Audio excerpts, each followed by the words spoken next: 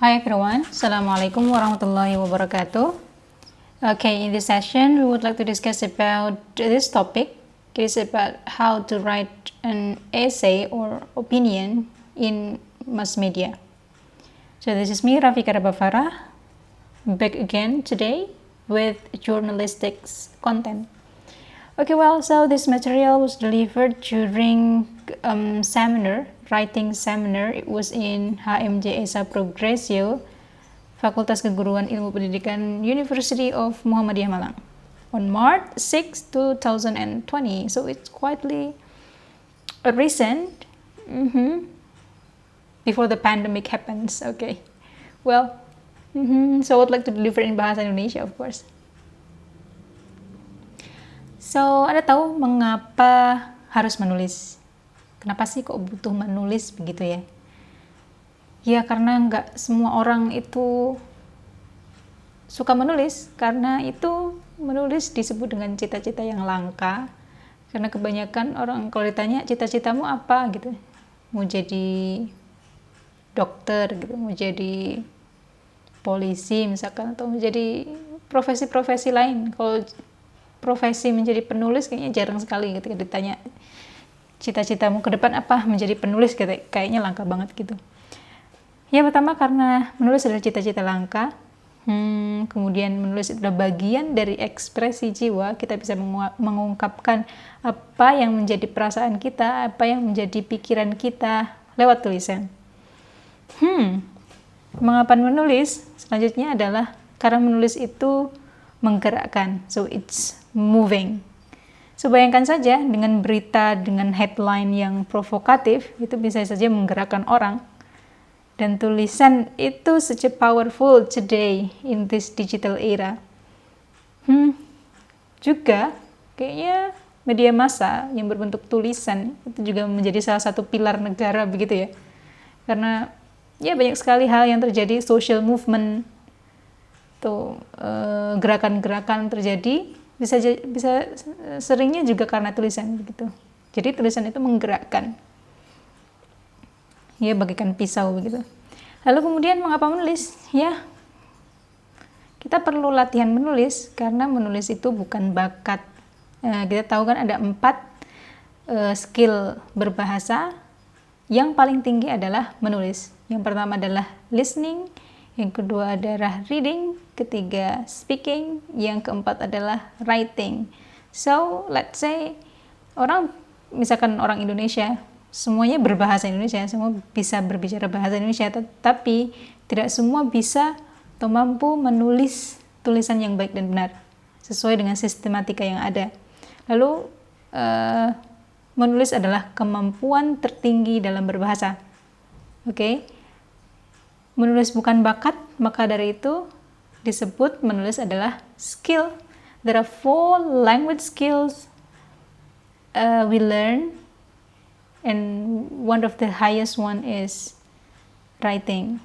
So ini bukan bakat, itu skill, maka dari itu karena itu skill dia perlu dilatih, sering-sering dilatih, maka akan bisa menulis kalau sering melatihnya ya.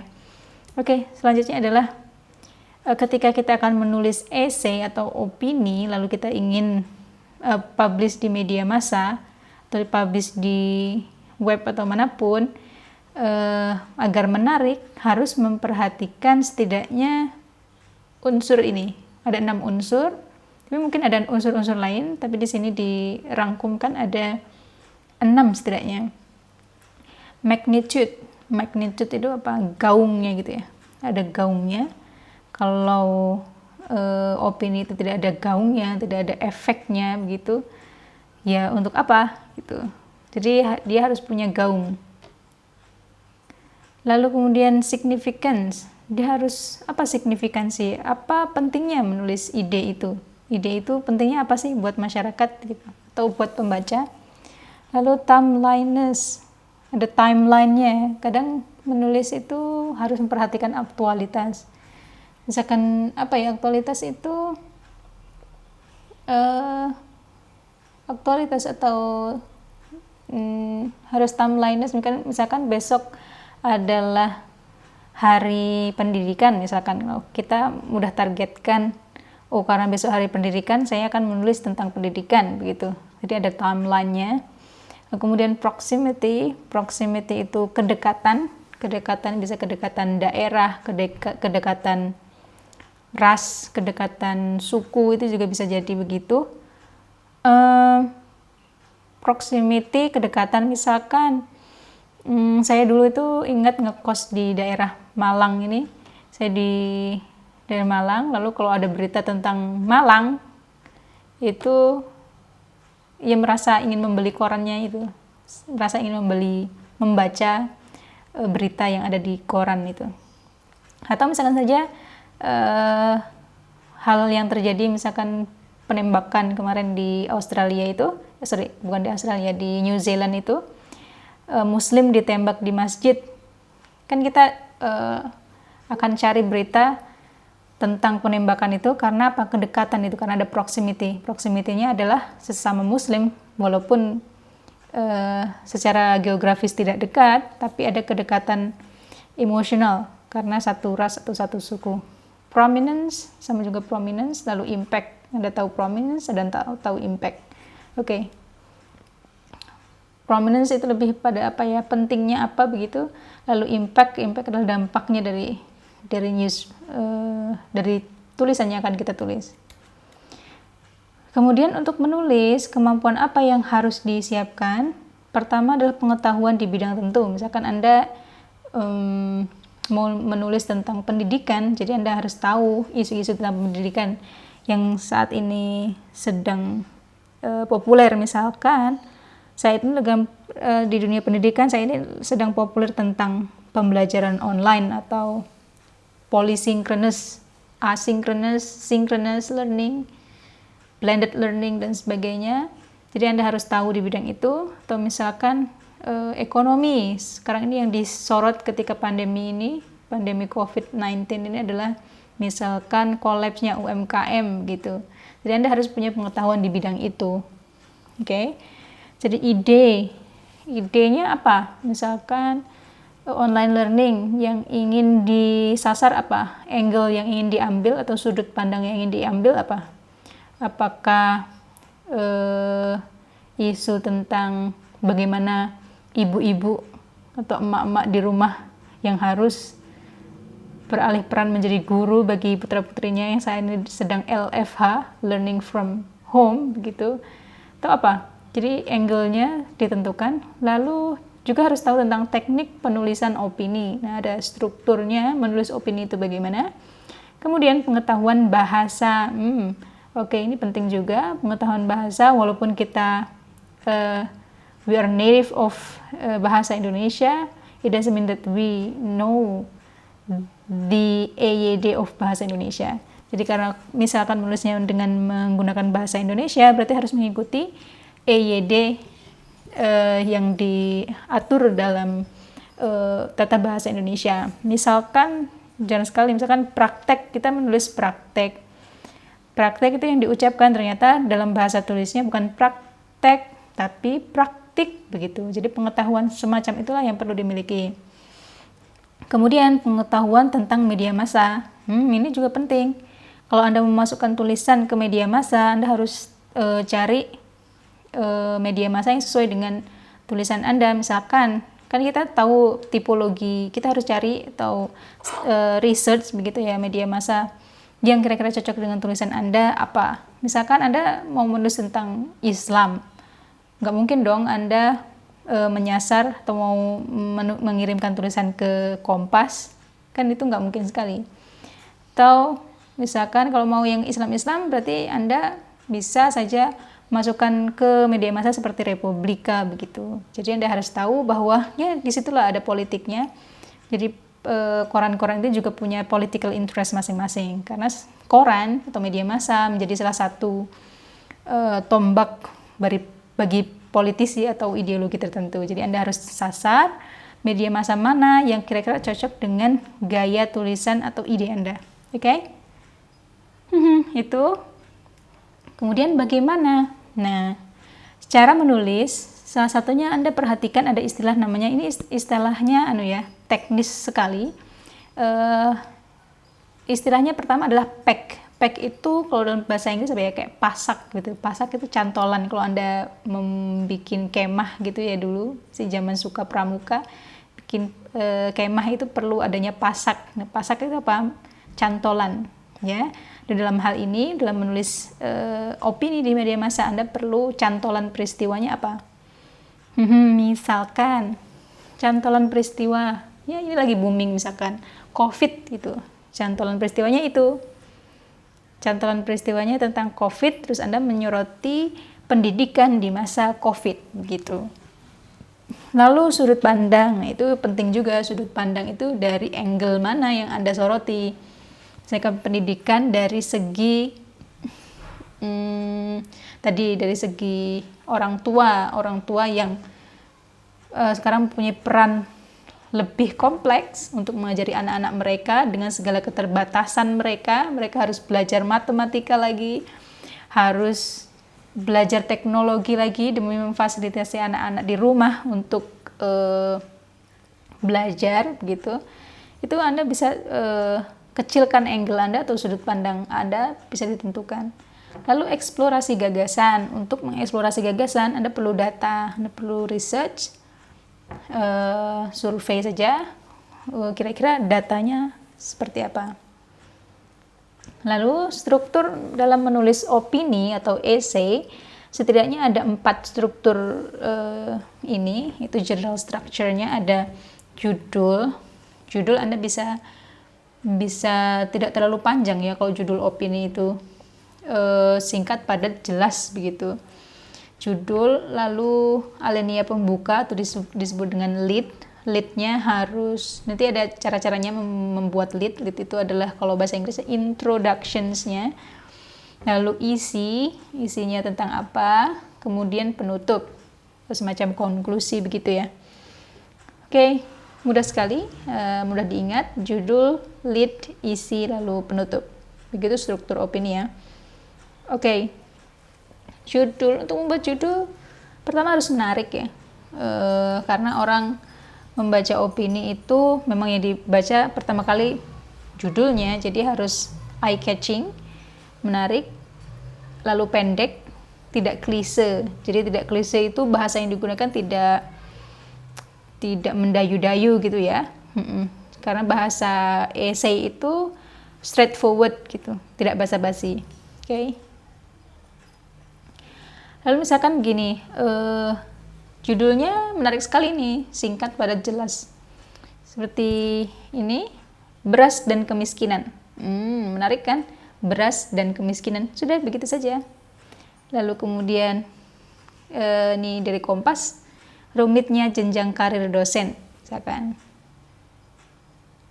Cukup 4 kata, cukup 2 kata, tidak perlu terlalu panjang karena ini bukan judul makalah, ini judul essay atau gaya tulisan opini. Kemudian misalkan begini lagi contohnya, saatnya perkuat pemberdayaan masyarakat sipil. Nah, ini tentang virus corona, pentingnya perkuat masyarakat sipil biar kuat hadapi virus corona. Itu ya. Saatnya perkuat pemberdayaan masyarakat sipil, ini hanya 5. Yang tadi 2, ada yang 3, ini 5. Singkat sekali. Lalu pack. Setelah judul, kita akan menuju ke pack. Pack tadi masih ingat ya, cantolan peristiwanya. Kita harus mencantolkan dengan peristiwa apa yang sedang terjadi. Pack yang diambil harus interesting, harus menarik. Karena apa? Karena dia menjadi kunci pembaca itu masuk ke dalam tulisan kita. Dia menjadi kunci pembaca mau masuk atau enggak nih di lead, di intronya. Lalu editor's decision. Oke. Kemudian misalkan ini tulisan saya beberapa waktu lalu sebelum pemilu ya, pemilu 2019. Ini lead yang pertama adalah lead kutipan. Jadi ada beberapa macam lead. Salah satunya adalah lead kutipan. Jadi judul saya buat begini, 2019 Jokowi dan pemilih Muslim. gitu ya. Those who say religion has nothing to do with politics do not know what religion is, kata Mahatma Gandhi. Ini lead kutipan. Jadi bisa memulai tulisan dengan gaya begitu. Lalu Anda ulas, kutipan tersebut menyiratkan makna bahwa agama tak jauh dari politik. Beragama dan berpolitik itu sah. Mereka yang sekuler hanya mencoba membuat sekat-sekat agar muslim tak usah ikut berpolitik. Sana urusi masjid saja. Karena jika muslim berpolitik, itu mengancam mereka yang ambisius ingin semena-mena berkuasa. Lalu apa kabar Jokowi, calon presiden petahana dan pemilih muslim di 2019? Nah, begitu kira-kira. Jadi dari kutipan ini kita ulas apa sih yang menjadi idenya si penulis itu. Oh, dia mau mengulas tentang Jokowi dan pemilih muslim bagaimana. Oke. Itu sekilas tentang lead kutipan. Jadi saya mengquote dari seorang mungkin yang terkenal gitu, bisa jadi ahli. Anda bisa gitu atau ahli, orang yang terkenal, ahli atau pemangku kebijakan bisa juga. Nggak ada quote dari pemerintah gitu. Nah, ini lead narasi. Lead narasi ini tulisan saya selanjutnya, yaitu tentang bahasa Inggris, peradaban, dan islamisasi ilmu. Bahasa Inggris menjadi salah satu mata pelajaran utama di SD. Begitulah rencana perubahan kurikulum Mendikbud baru Nadiem Makarim. Mapel bahasa Inggris akan diajarkan hanya di tingkat SD, SMP, dan SMA akan dihapuskan. Pada perubahan kurikulum kali ini, Mendikbud Nadiem ingin menuntaskan pengajaran bahasa Inggris di tingkat dasar. Pula, pengajarannya akan difokuskan pada kemampuan berbicara, bukan tata bahasa. Tentu, hal ini membawa angin segar bagi pendidikan kita. Namun, ada aspek lain dalam pengajaran bahasa Inggris yang juga layak mendapatkan perhatian. Lalu bagaimana pengajaran bahasa Inggris di konteks Indonesia sebaiknya diajarkan? Itu. Jadi mengulas atau menarasikan fenomena yang ada, yaitu tentang kebijakan baru tentang pengajaran bahasa Inggris yang akan dihapuskan pada level SMA. SMP dan SMA yang akan dihapuskan. Oke, begitu ya. Oke, itu lead narasi. Kemudian lead deskripsi. Begini contohnya, ini saya ambil dari Kompas. Deskripsi kurang lebih sama seperti narasi. Misalkan ini uang dan sunyinya suara agama. Pemilu legislatif baru saja berlalu. Euforia pesta demokrasi berubah menjadi kabung nasional para caleg gagal. Janji-janji pemilu dan rezeki musiman yang ditaburkan para caleg dan dinikmati sebagian besar pemilik suara berubah menjadi petaka. Yang dihasilkan hanya caleg stres dan kepentingan umum yang terancam terabaikan oleh bayang-bayang politik uang. Enak sekali ya. Kita membacanya enak sekali. Ini flow-nya sangat halus sekali. Ini lead deskripsi. Kemudian lead bertanya, saya tadi juga gunakan di lead bertanya di awal, di nomor 2 tadi. Yang kita lihat salah satunya adalah lead bertanya. Contohnya begini, masih segar di ingatan kita sosok bijak Kaisar Jepang. Ia adalah Kaisar Hirohito. Tahun 1945, Kaisar Hirohito kalah dalam perang melawan sekutu. Ketika negerinya hancur, ia hanya menanyakan satu pahlawan sebenarnya, yakni guru. Berapa banyak guru masih kita punya? Gitu ya. Itu lead bertanya. Nah, ini juga sama, lead bertanya. Lead ringkasan, bisa juga. Lead ringkasan, kedudukan koruptor tidak berbeda dengan pemberontak negara, teroris, anarkis yang akhirnya meniadakan Negara Kesatuan Republik Indonesia. Jika setiap teroris dan pemberontak dapat dikenai hukuman mati, belum ada koruptor yang dihukum mati. Gitu ya, lead ringkasan. Nah, untuk selanjutnya, komponen selanjutnya adalah isi atau batang tubuh atau kontennya. Jadi untuk building argumentnya, untuk menguatkan argumen kita sebenarnya itu apa sih yang akan kita tuliskan pada tulisan opini kita. Dapat dari mana argumen itu? Dapat dari reading dan analysis. Reading ini bisa dari text based atau phenomena based. Terus dianalisa, itu akan menjadi argumen Anda. fakta bisa diambil dari fakta tadi ya, social phenomena, real life issue, examples. Lalu itu other information bisa dari statistical data, Anda research bank datanya dari ini. Lalu how? Misalkan argumen Anda, drug usage is becoming an increasing problem in Indonesia. Nah, drug usage, penggunaan narkoba is becoming an increasing problem in Indonesia. Jadi penggunaan obat-obatan atau narkoba semakin meningkat, menjadi masalah yang meningkat di Indonesia. Lalu untuk Anda mensupport argumen ini, Anda kan perlu berbicara data. Jadi statistical data, Anda provide analysis. Provide a statistic, berarti Anda harus cari, misalkan dari BNN ya, ada data-datanya. Lalu analisis dari data itu, atau Anda bisa analisis why and how the price is dangerous to the country and future generations. Anda eksplorasi lagi tentang bagaimana, kenapa, mengapa, dan bagaimana peningkatan penggunaan narkoba itu berbahaya bagi negara dan bagi generasi selanjutnya, begitu kira-kira.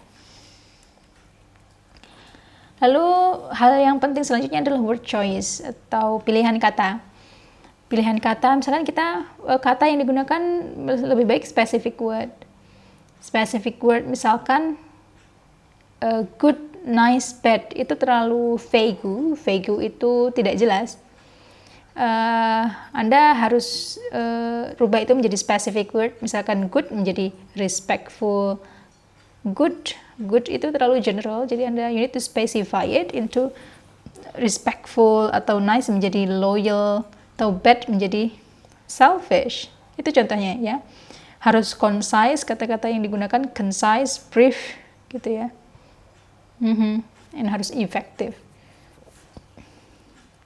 Paham ya? Jadi kalau nulis, oh I think she is good.